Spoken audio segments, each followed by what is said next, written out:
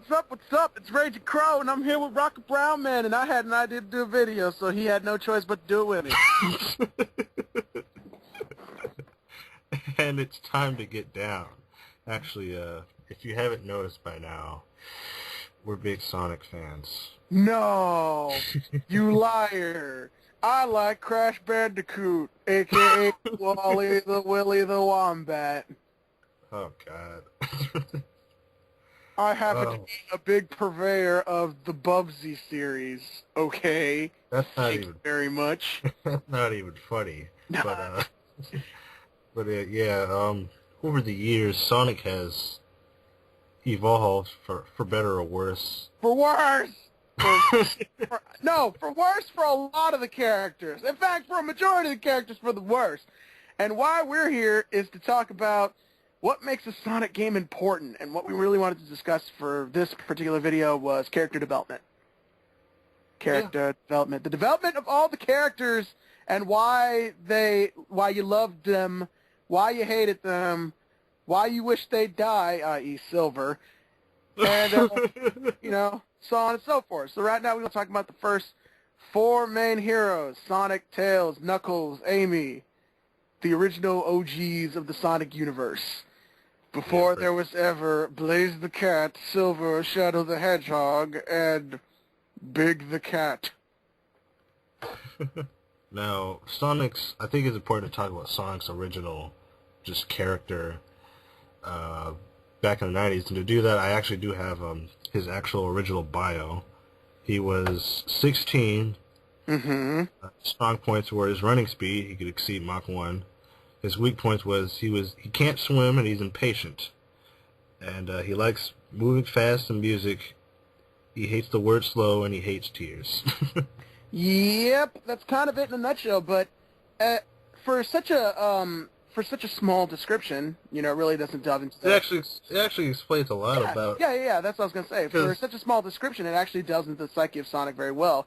Very brash, very impatient, very quick to decision-making, and quick to action. He's always he's pretty much like he's a very positive person. He doesn't like, any negative attitudes, which is why he's so... which is probably why he's all like, he dislikes tears.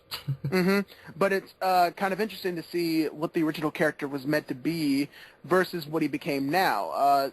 Sonic, from his original origins, even up to the Adventure days and a little bit after, versus Sonic now is almost like night and day. I like to consider like original Sonic like a true character versus now Sonic to be like almost like Superman in a sense, but with less flaws. If you follow me. Because what makes a character interesting is having strengths as well as weaknesses. And obviously we covered that Sonic is a character that's really like the stereotypical cool guy character who's very quick to action, doesn't like negativity, is very impatient, you can't see him sitting around for more than 5 seconds, so he makes decisions, and sometimes that affects him for good or bad. And he's got like a group of other characters that balance him out, which makes a game important. It makes the game work. You have to have character balancing.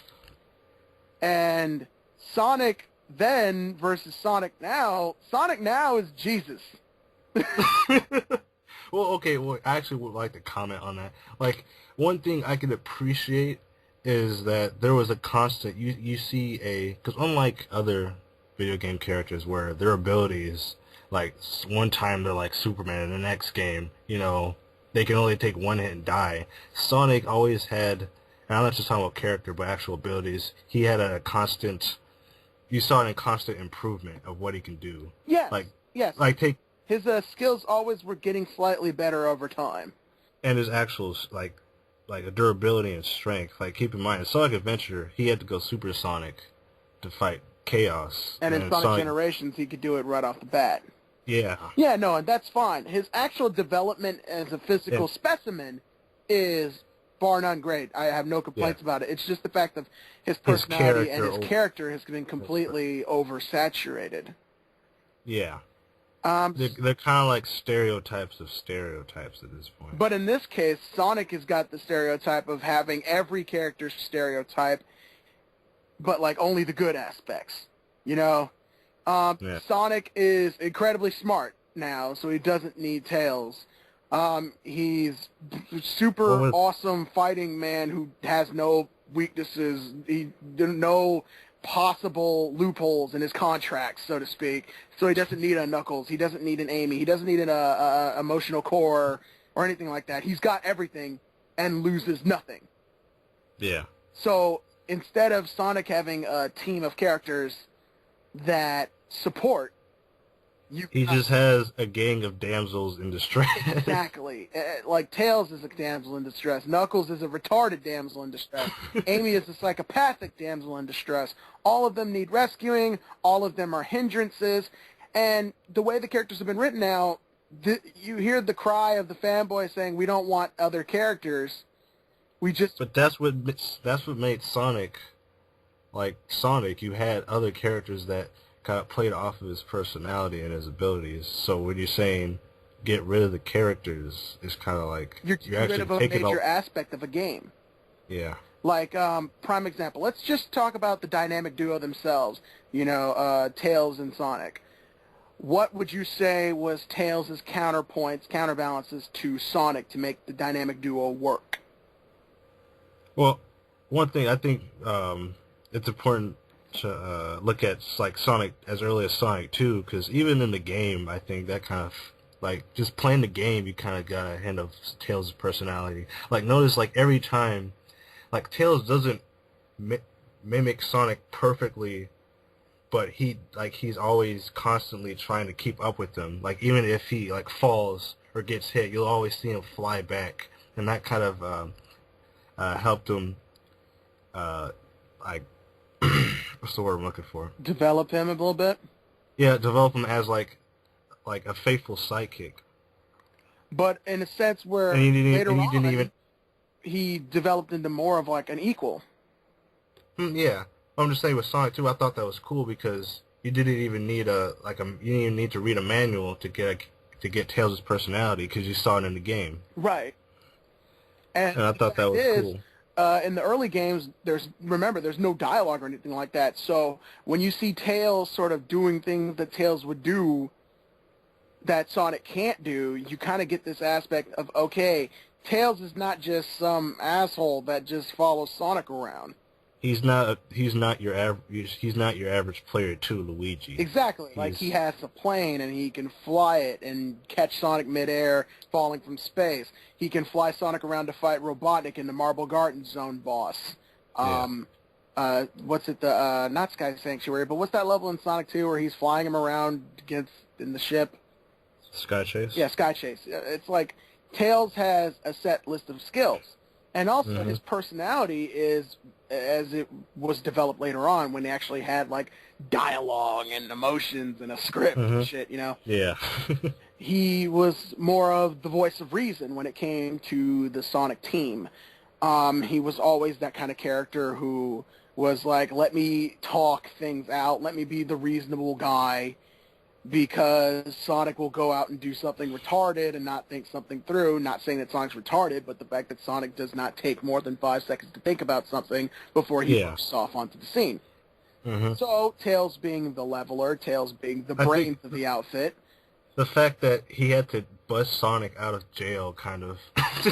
Prime example, he had to break Sonic out of jail in Sonic Adventure 2. Like, let's be real here. Or while Sonic is chasing off Eggman in Sonic Adventure 1, what's Tails doing? Rebuilding the ship. Why? Because long-term goal. Yeah. That's fine if Sonic catches him, but how are they going to get off the egg carrier if they don't have a ship? Right. You don't want to jump off the thing. I mean, even though Sonic kind of did the thing, you could have avoided that. But Tails, it's like the stereotype of dynamic duo. You have the guy who's very quick to action, and you have the brains. And that was the very good counterpart. Tails now, although he's still the brains of the outfit, Sonic's IQ has been upped so high that Tails he hasn't really... guy. He just comes there to spew plot and technobabble and be afraid. I was gonna say I don't think Sonic's IQ has increased. I think it's the fact that Tails doesn't do anything in the games Well, I like to that bring up bothers. a prime example of I don't know if you can even get a clip of this, but in Sonic Colors, when Yeah.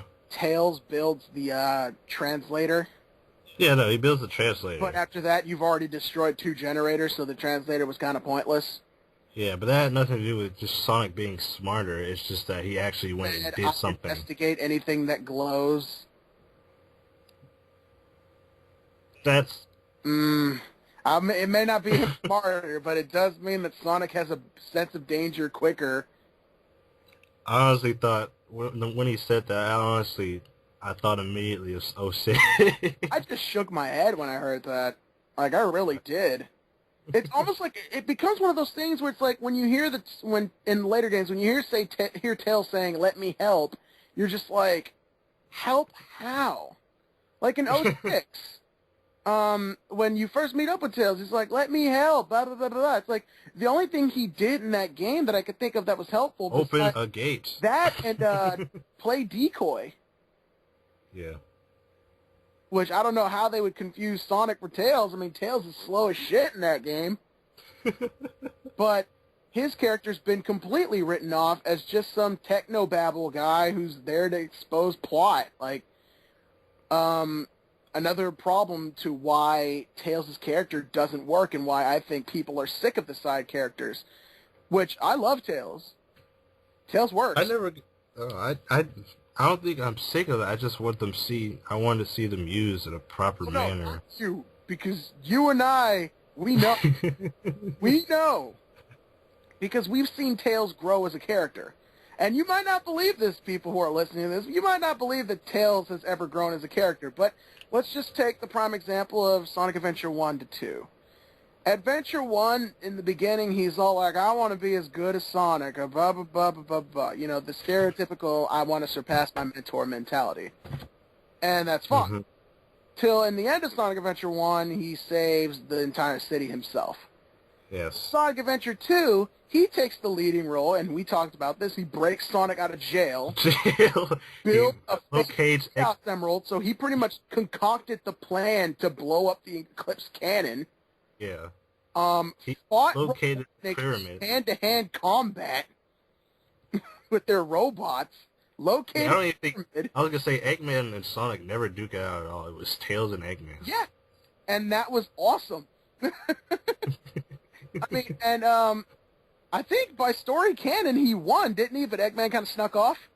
Yeah, he won, and then Eggman was just like, "Duh, let's get out of here." Yeah, it's like Tails Basically. has completely grown from Adventure 1 to Adventure 2 as a guy who can completely hold his own. The fact I that agree. Sonic says, you know, take care of things when he thought he was going to die in that capsule explosion, Yeah. you know, Tails has grown.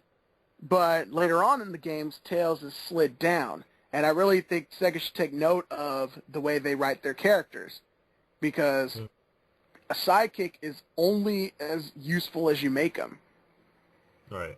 I actually think that just to add more on the adventure, what having an adventure. Actually, there was this scene where where I think it was a good example where Sonic and Tails' personalities kind of develop off each other. Because, like you said, Tails is trying to be as good as Sonic, and there was one thing where Tails is like, "Gee, I think we should locate the sky deck first." And Sonic kind of looks at him like, whatever." Yeah, and then And he's he like, just I runs hate off, when he doesn't and then listen to Tails me. is- I know, he's like, "Why did you never listen to me?" I love that. Because I counterpoint. actually laughed at that. I'm like, what? It's like, yeah, why doesn't Sonic ever listen to him? Yeah. The only time, and it's not to say that Tails is a complete genius either. He has his derp moments, like when he forgot to install the landing gear on the plane. I mean, yeah, it happens. It happens. He's still very young, but it gives them a chance to grow off each other. Like, you know, to where you could also have very good antics with it. You know, you could have Sonic being his usual impatient self, and like you can have more moments like where he's like, "We should find the sky deck," and then Sonic's just like, "I don't give a fuck. I'm just gonna run around." And And we're actually almost out of time. So just to recap, here's Mild Tails Prower's original bio. He was 8. Strong point, he could fly with his tails, driving vehicles and flying aircrafts. he didn't have an established weak point yet. That was probably just to establish that, hey, invincible psychic. He likes mint candy and machines, and he dislikes thunder. Yeah, I would too if I could fly.